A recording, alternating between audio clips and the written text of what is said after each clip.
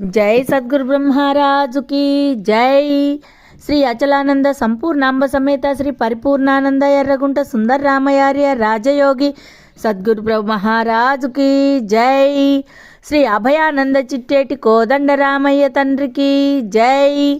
శ్రీకృష్ణ దేశికేంద్రుల వారిచే విరచితంబైన క్షరాక్షరోపాధి ద్వైదోషరహిత పరమతత్వ కంద పద్యములు 235, 236. నన్నెరుగనట్టి బయటన్ ఎన్నడు లేనట్టి నేను ఈ విశ్వమునై ఉన్నట్టులుండినే లేందున్నది గని నేను పోతే దుందనగుసుమి. ఈ అచలమొకటి బ్రహ్మని మాయామయమైన విశ్వమంతయు నేనన్ ఛాయమెరుంగక నను నరులీయడ బ్రహ్మం బటంచు లక్కిడినదగున్. జై నిజ గురుభ్యో నమ. జై నిజ గురు అనుభవానందాయ నమ. శ్రీమద్భాగవత కృష్ణప్రభుదేశికేంద్రుల వారిచే విరచితమైన కంద పద్యములలో 235, 236 కంద పద్యములను ముచ్చటించుకుంటూ ఉన్నాం.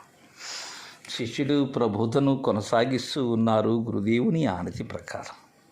గురుదేవా, నన్నెరుగనట్టి బయటన్ ఎన్నడు లేనట్టి నేను ఈ విశ్వమునై ఉన్నట్టులుండి నే లేందున్నది గని నేను పోతే దుందనగు సుమి.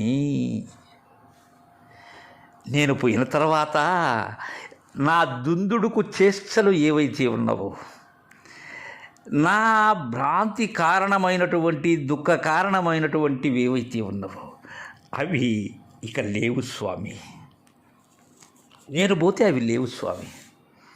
అది అణగిపోతుంది. ఆ దుఃఖ కారణం లేకుండా పోతుంది, భ్రాంతి లేకుండా పోతుంది, భయరహితమవుతుంది, అభయస్థితి పొందుతుంది.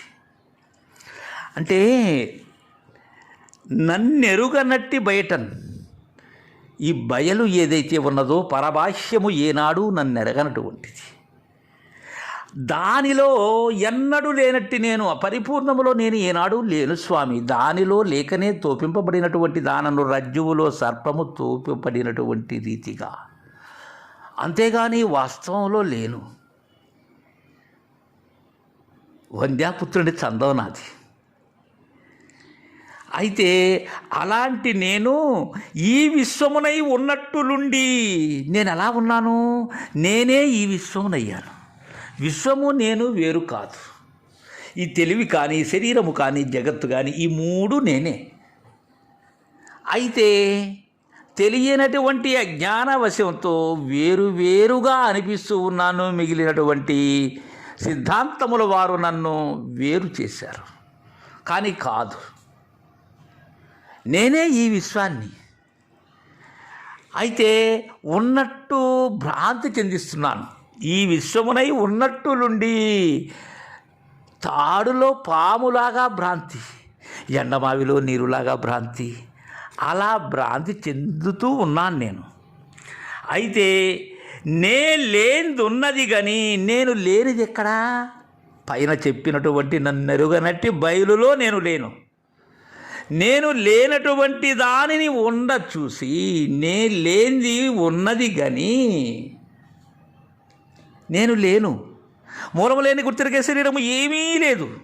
ఉన్నదేది ఈ ఉత్తబట్టబేలు తప్ప ఏమీ లేదు.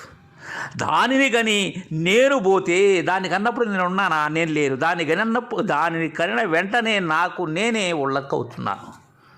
అలా నేను పోయినట్లయితే ఇక ఈ దుఃఖ హేతు ఏదైతే ఉన్నదో అది లేదు. ఇంకా ఆ దుందుడుకు లేదు. ఇంకా రాకపోకలు లేవు. దుందనగు సుమి, అది అణగిపోతుంది అని తెలియజేసి తదుపరి 236వ కంద పద్యం ద్వారా, గురుదేవా,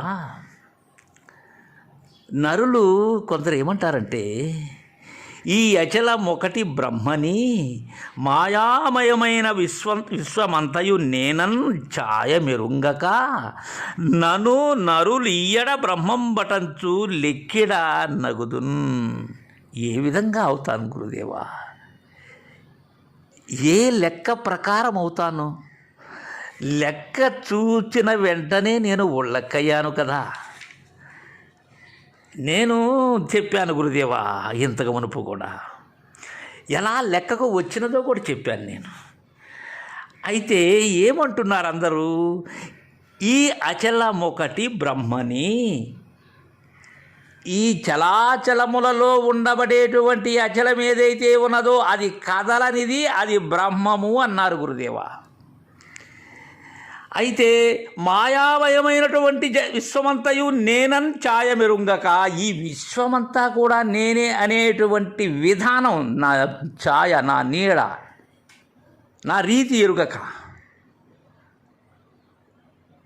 ఈ ప్రతిబింబం చెందుతూ ఉండబడేటువంటి ఛాయ ఏదైతే ఉన్నదో దానిని ఎరుగక, నన్ను నరులియ్యడ బ్రహ్మం పటంచు. ఏమంటున్నారు? నన్ను అయమాత్మ బ్రహ్మము అంటున్నారు, తత్వమసి బ్రహ్మ అంటున్నారు, ప్రజ్ఞాన బ్రహ్మ అంటున్నారు. నన్ను స్థిరం చేసేందుకు వారు ఏమన్నారు? నరులందరూ కూడా ఈ అచలం ఒకటి అనబడేటువంటిది బ్రహ్మ అన్నారు. బాగున్నది, వారి మాట ఆమోదించవలసినటువంటి మాటే. కానీ అది చలాచలములలోని అచలమే కానీ పరిపూర్ణము కాదు గురుదేవాది. వారన్నటువంటి బ్రహ్మ సత్యం ఏదైతే ఉన్నదో, ఈ విశ్వమనబడేటువంటి నేను అశాశ్వతమని, మరలా నన్నే బ్రహ్మమని తికమక వాదం చేశారు. నరులు ఈయడ ఈ విధముగా బ్రహ్మం పటంచు, లెక్కెడ నగుదుని ఏ విధముగా అవుతానయ్యా నేను? అలా చేశారు. ఎందుకు చేశారు? ఛాయమెరుంగక, నేనని ఛాయమెరుంగక, నా యొక్క నిజమైనటువంటి విధానాన్ని సమర్థులైనటువంటి గురువుల ద్వారా నిర్ధారణ చేసి ఆ సిద్ధాంతాన్ని అందుకో నేరక, అందుకో జాలక, గురుసేవ ఎరుంగక, గురుగోప్యము తెలియనటువంటి కారణంగా నన్ను బ్రహ్మము అని అన్నారు. నేను ఎలా అవుతాను, ఏ లెక్క ప్రకారం అవుతాను అని మనకు కృష్ణప్రభు దేశికేంద్రుల వారు 236వ కందపద్యం ద్వారా తెలియజేశారు. జై గురుదేవా.